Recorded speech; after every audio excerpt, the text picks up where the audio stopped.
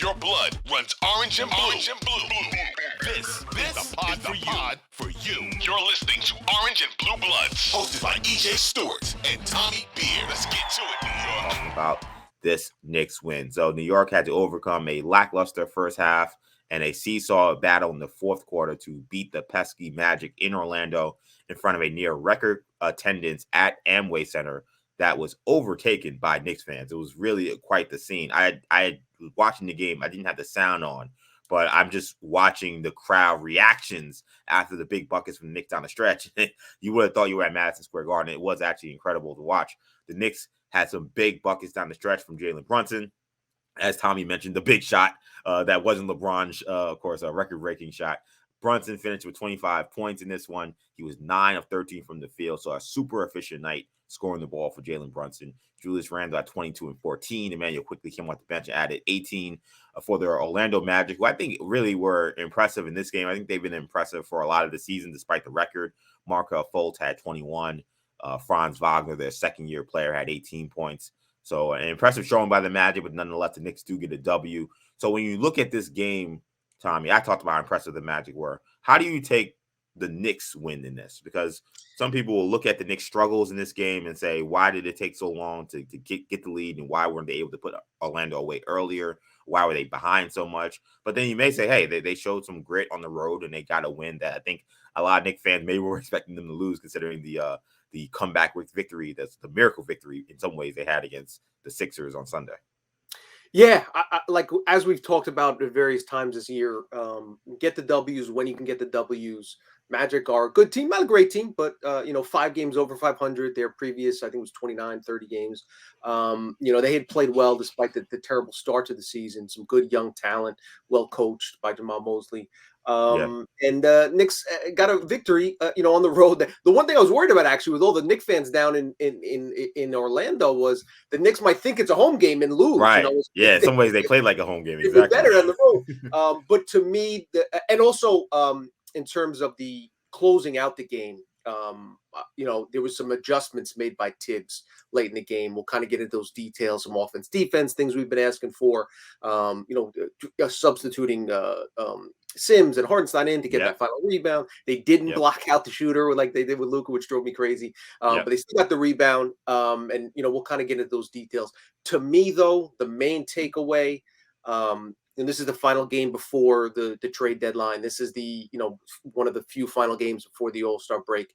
To me, the takeaway is Jalen Brunson and the importance and the impact that this man has had on the franchise since the moment he arrived has been remarkable. And it was again last night. They don't win that game without Jalen Brunson taking over down the stretch. Big baskets, 2 floaters, a 20-foot jumper, a dish to Sims for a dunk. Anything that goes well for the Knicks in the last 5 minutes of a close game seems to be made either a basket or an assist off Jalen Brunson's hands. Looking at the numbers this morning, I think they tell the story even more than we may have thought. Brunson scored his 120th. He made 4 free throws in the final 10 seconds last night. That 4th free throw was his 120th point in the clutch this season. That is the most in the NBA. He's now 1 point ahead of De'Aaron Fox. For those that might not be familiar, the way NBA defines clutch is if the score is within 5 points and there's 5 minutes or less in the game. So anything that falls within those parameters is defined as clutch. NBA tracking data, tracks it correspondingly. And again, Brunson leads the league in clutch points. It's not just that he's productive in those instances. He's also been efficient, shooting 49% from the floor, over 82% from the free throw line, and especially in since the calendar flipped to 2023. Since January 4th, which is the second Knicks game, they won a 20-point blowout on January 2nd. On January 4th, they had a comeback victory. In the 5 weeks since, Jalen Brunson has scored 60 points in the clutch. He's shooting 55% from the floor in those instances. That is by far and away the highest number in the league. The only player with more than 35 clutch points over that 5-week stretch is LeBron James, who has 51. Wow. Incredibly, Jalen Brunson has more points in the clutch, 60, than 10 other NBA teams. Again, that a lot has to do with the fact that the Knicks have played a ton of close games. Played a lot Either of close when games, they're up yeah. big, when they're up double digits, they give it back. When they're down double Yeah. digits, they force it and make a run and have close Yeah. games. So the Knicks have played the second most clutch minutes during the span, the Lakers being number one. But again, it just speaks to Jalen Brunson. We've talked about a few things that have happened even within the last couple of days. Brunson outplays Harden in in a victory over the Sixers. Harden's one of the other players that was considered a snub. The next day, Kyrie Irving gets traded out west to the Dallas Mavericks. The next day, Kevin Durant, it's reported he's going to pull out of the All-Star game. And then Brunson puts the team on his back again on for a road when they win another game. They're 4 games over 500. Looks like there's going to be 2 open slots on that Eastern Conference team, with Kyrie shifting over the West, probably replacing Steph Curry. But now we also have KD sidelined. Jalen Brunson's earned an All-Star bid. He deserves an All-Star bid. I expect him to be named an All-Star replacement within the next day or so. Yeah, Jalen Brunson definitely was a story of the game. Brunson was awesome down the stretch. And to me, this was another example of a game last season where the Knicks lose. Like, they don't have that floor general. They don't have that guy that can just beat his man off the dribble and get a bucket or get a bucket for somebody else. Like, how many times last season did we see, and sometimes even this season, the team get bogged down by Julius Randle isolation? I think one of the great signs from this game was that they ran the offense almost exclusively through Brunson down the stretch. In fact, the one play where they didn't run through Brunson, Randle fell and traveled, So and it kind of like, I think it kind of shows them, hey, let's go away from that again. Let's go back to going through Jalen Brunson. So Brunson was spectacular again. I mean, and to his credit too, Orlando's a tough defensive team. I mean, Markelle Fultz is an incredible athlete. I thought he looked really good last night. He looked great defensively. Jalen Suggs is a great defender as well. I mean, they got dogs in terms of guys who can guard you man to man. I think that's why Brunson only got 13 shots. I don't think he was necessarily trying to hoist him up, because that was going to be a tough matchup for him. 2 long, athletic, defensive-minded guys gave him problems. He still had 25, 9 to 13, hit some clutch baskets. So all the credit to Jalen Brunson for a spectacular game. And yeah, I take the positive from this game. I'm not going to look at this one and say, hey, Knicks playing against Orlando team that's young, and maybe they should have smacked these guys around, considering they had another big game this week against the Sixers. Like, this was a game that I kind of was expecting the Knicks to lose. Like, I really saw what happened on Sunday and said, they're going to go down to Florida. They're going to see all those Knicks fans. They're going to think it's all sweet, and Orlando's going to take it to them. And for the first half, and definitely for the first quarter plus, that's what it looked like, But credit for the Knicks for battling back against a team that I think is on the come up. Like, I don't know if it's next season, but it feels like the Magic really are building something. When you see Wagner and Banchero, and I mean, I forgot Jonathan Isaac was a basketball player before this a couple weeks ago, but you see him out there battling Randall. He looked good defensively. I mean, they got some guys. It's just going to be a matter of whether or not they can have Banchero, one of these guys, really become the superstar that they're hoping. But there's reason to be optimistic. Or if they ever win the lottery, jeez. Or yeah, if they win the lottery and they get Wembanyama, then next year I think they're a playoff team. I think that they would take a big jump in just, I think, 1 year. But yeah, the credit to the Magic, I think, for playing hard that night. That night they definitely had an effort that could have been worth a win against a Knicks team that's been good this year. But shout out to the Knicks for battling. You mentioned Tibbs's fourth quarter. I think this might have been the best fourth quarter Tibbs has maybe ever coached as a Knicks coach, which is crazy that we're in year 3 and it took this long for me to say that. But I was like dumbfounded in a positive way at just like how he adjusted. I love that they ran the offense through Brunson. You talked about the offense, defense substitutions. He was getting Grimes in there when he didn't have to. He took RJ out for one defensive possession. On the last rebound, he puts in Hardenstein.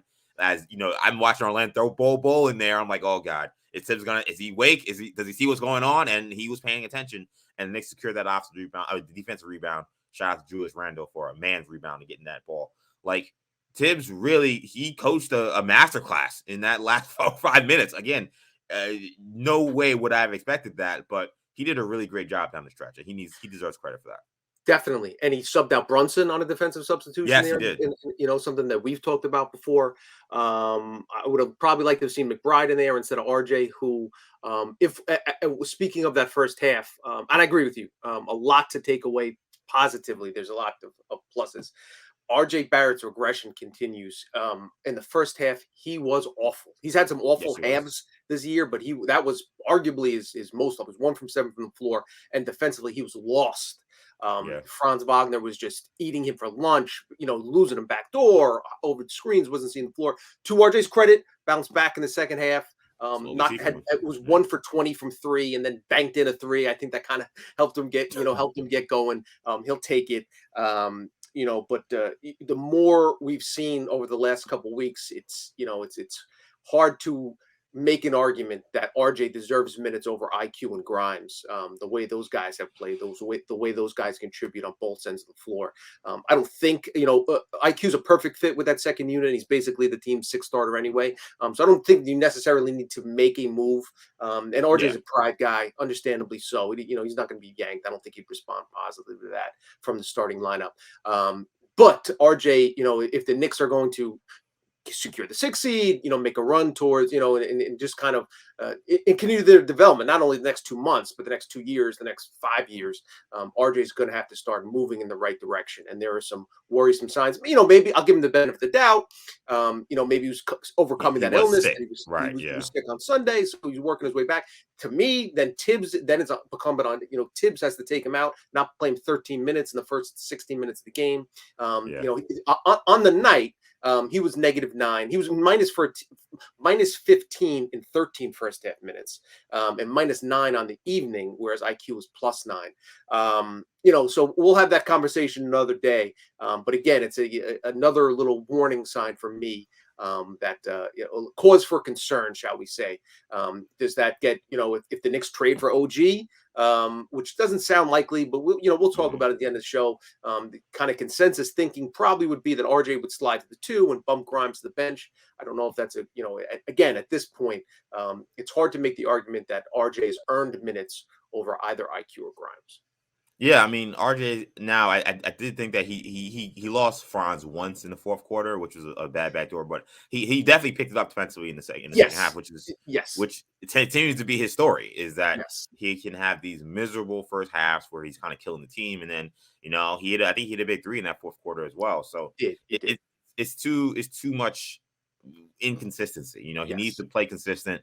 I still feel like he really hasn't. And I talked about it on one of the other podcast episodes. Like, Tibbs had mentioned that, they feel like he's still getting back from the time off from the finger injury. Like, I still feel like he hasn't been 100% right since then. But at the same time, this has been kind of, again, like I said, his story, not just before that injury. I mean, it's been his story. I mean, not just since that injury, but it's his story before that injury. So the defense has to get better. He has to play 4 quarters of defense. You can't have what you had for that first half in last night's game. And I do think that I agree. I don't think taking him on a starting lineup really makes that much sense because I don't think he'd respond to it. I also don't know, depending on the matchups, that I want Quentin Grimes guarding 3s like consistently. Right. Like that sounds like that would be not necessarily the best use for him. So RJ has to start 3 as long as this is the roster we have. But yeah, closing games and depending on the lineups, like I think it's a night-to-night basis. I think if RJ is struggling, then I don't think he should be out there. If he's playing well, he's giving you offense, which we know he can, like he did against Miami, then he should be out there. But yeah, I do think it's becoming more of a game-to-game basis. It's not necessarily automatic that he's out there. It's a little, it is what it is. I do think from the coaching standpoint, to see how much Julius Randle killed the team last year and how Tibbs closed with him almost every single night. And now to see that this is happening to RJ, I'm sure that's why RJ was a little upset a couple of games ago when Tibbs said that, we're doing what's best for the team, when there was plenty of games last season when it was best for the team for Randall not to finish the game and for either RJ to play the 4 or Obi to finish the game. But nonetheless, RJ's got to play better. If he wants to stay on the floor, he can't play the way he played in that first half. No question. Agreed.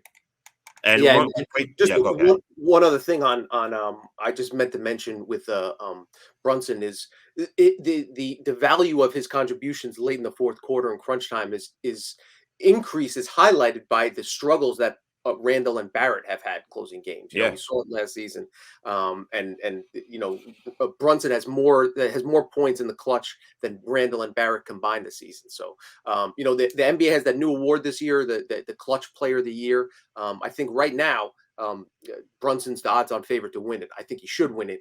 Again, not just because of his production, but also his efficiency and how important that has been. Knicks have 16 games this season with crunch. They've won 16 crunch time games this season. That's more than they had they had 18 all of last year, 12 the 2 years before, I think 13 the year. But so just again, tons of praise to Jalen Brunson. The way he's turned around this franchise in a short period of time really has been remarkable. Yep, absolutely. And Brunson's efforts helped the Knicks improve to 30-26, 4 games above 500.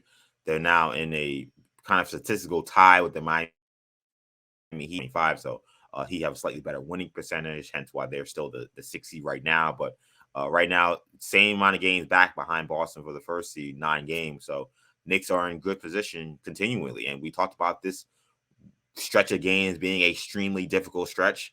The Knicks haven't really treated it as such. They've essentially treaded water without Mitchell Robinson. Like, I think that if you're a Knicks fan, for whatever reason, there seems to be a lot of conversation about the negativity about the team not being better than they are and why aren't they a championship contender.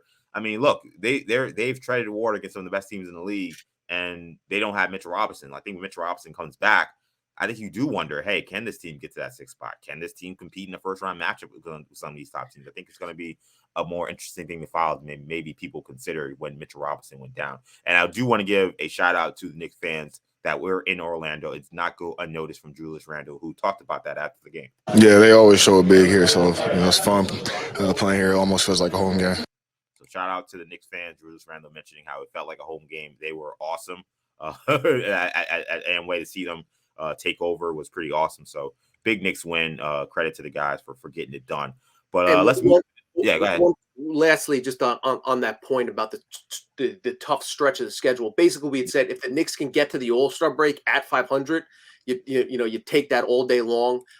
They're 4 games over 500 with 4 games left before the All-Star break at Philly, Utah at home, Brooklyn at home.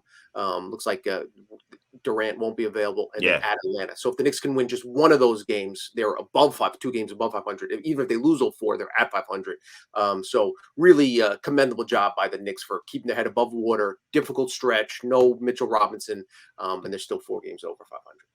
Yeah, and now you start to get greedy. You kind of wonder if they can even improve that, because you look at those teams, you say, hey, no world beaters. No, before that, you would have said, without Mitchell Robinson, it's going to be tough. But, Nets don't have Kyrie. Atlanta still kind of tends to be, we'll see what they do at the trade deadline. All those guys are still on the team. Utah, maybe sellers. They may not be guys on their team by the time they play them. So now you're looking at a test that looks very difficult. And you say, hey, maybe could you win 3 out of 4? Could you at least split? So Knicks in good shape right now.